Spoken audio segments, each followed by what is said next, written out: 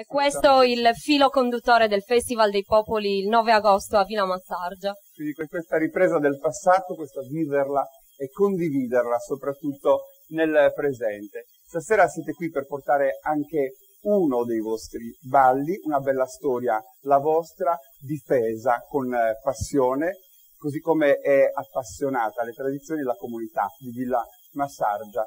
Antonio Scalas è pronto a darci i suoni, a dettare i ritmi del ballo, che è intitolato Ballo intrecciao a passo campidanese. Su ballo intrecciao a passo campidanese, gli amici di Villa Massargia.